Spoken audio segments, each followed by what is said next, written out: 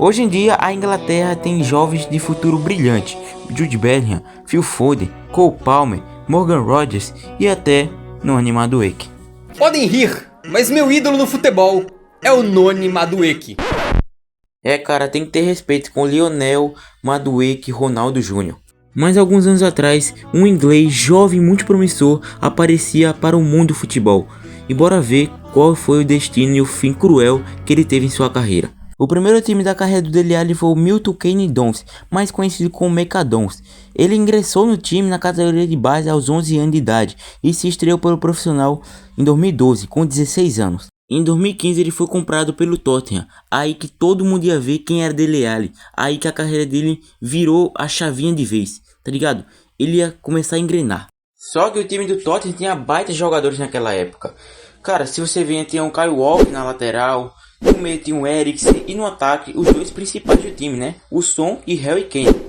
Então, com tantos craques nesse time, era de se esperar que ele fosse um reserva, brigasse por minutagem, pela sua posição, tá ligado? Errado. Ele foi titular absoluto no time de Mauro Pochettino, tá ligado? Foi uma das estreias mais impactantes e surreais que, acho que, da Premier League nos últimos anos.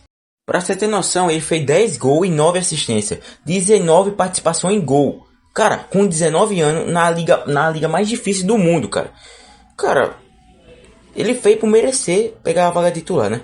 O cara tava jogando tanto que fez um golaço de voleio contra o Crystal Palace.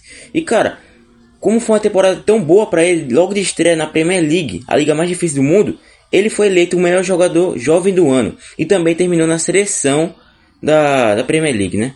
Na temporada 16-17, aí sim pode ser contada como seu prime, onde ele fez 22 gols e foi novamente eleito o jovem do ano.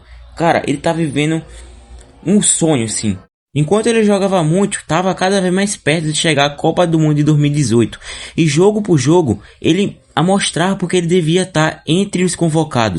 E foi isso que ele esperava, né? Ele foi convocado para disputar a Copa do Mundo de 2018.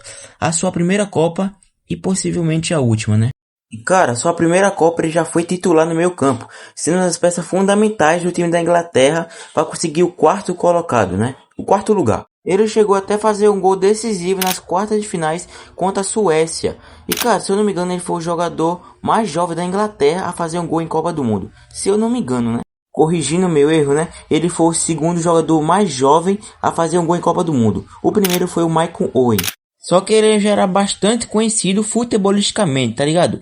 Aquelas pessoas que não assistiam muito futebol, né? Não conhecia muito ele. Até que ele deu um motivo para todo mundo conhecer ele. O Dele Alli Challenge. Um desafio que bombou.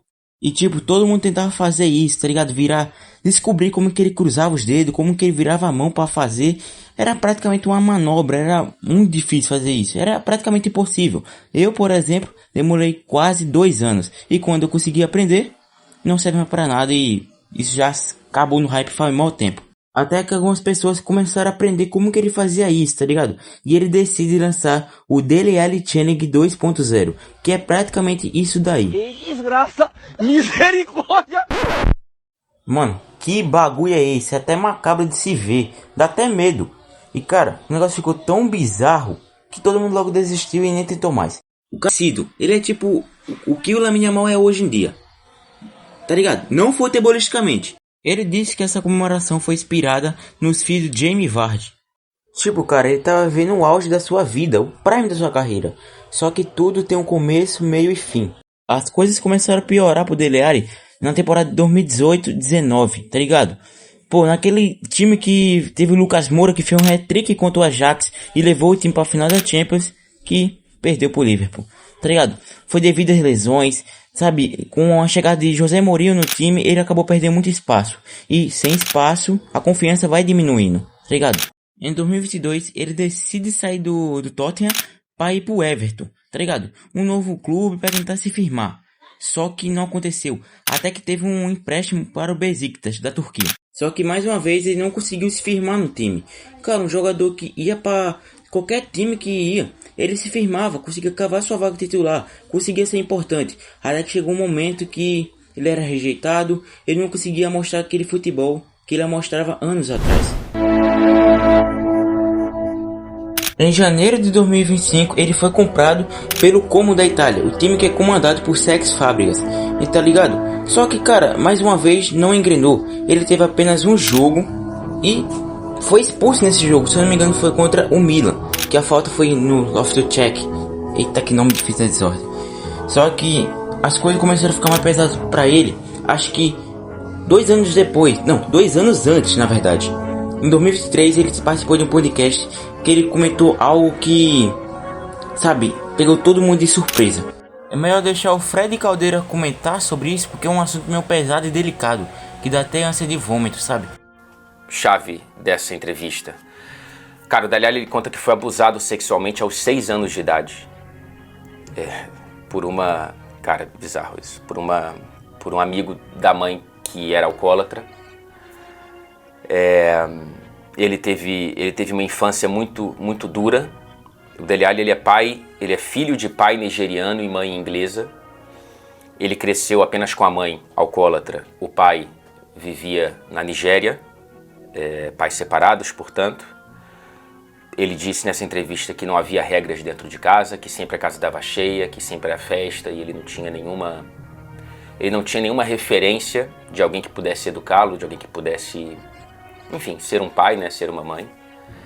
Ele diz que não culpa a mãe, portanto, inclusive, na verdade, melhor dizendo, ele não culpa a mãe, e que no processo de compreensão ele se livrou desse sentimento de culpar a mãe, mas enfim, ele teve essa infância. Aos 10 anos de idade ele foi enviado para a Nigéria para morar com o pai, para tentar para colocá-lo na linha, né, como se a culpa fosse dele. E ele disse que foi horrível também, voltou depois de 6 meses para a Inglaterra, e aí aos 12 a mãe perdeu a guarda e ele foi adotado por uma família que ele ama, admira e que é a família real dele. Ele já não fala com os pais de sangue há anos, cortou relação, tanto com o pai quanto com a mãe. Antes disso, ele disse que começou a vender droga aos 8 anos de idade, e eu sei que isso é uma realidade muito brasileira, inclusive, né, para muita gente, infelizmente. Que ele começou a fumar com 7 anos, enfim. E aí, mais pra frente, quando ele começou a ter sucesso no futebol e virou jogador, ele acabou se viciando em sonífero, em remédio para dormir. Que é uma coisa, o vício não, mas o uso de remédios para dormir é algo comum no futebol. Muitos jogadores, eles sentem a necessidade de tomar né, uma pílula na noite anterior a um jogo importante, por exemplo, para tentar baixar a adrenalina, ou até depois dos jogos. Mas o Dele Alli falou que ele estava tomando doses cavalares, assim, que perdeu totalmente o controle, que tomava durante o dia, às vezes, para tentar suavizar a sensação ruim despertada por traumas que jamais foram tratados de fato e encarados de fato, né? Até aquele ponto. E é assim que se termina uma carreira que podia ser maior do que ela foi, de um jogador que tinha um potencial gigantesco e grandioso, tá ligado? É triste esse fim melancólico e deprimente que o Dele Alli teve em sua carreira de futebol, mas espero que ele esteja tendo, sabe, uma vida mais tranquila e uma vida melhor hoje em dia, né? Se você gostou desse vídeo, deixe seu like, se inscreva no canal e ative o sininho para não perder mais notificação como essa. Que Deus abençoe todos vocês. Até o próximo vídeo, galera.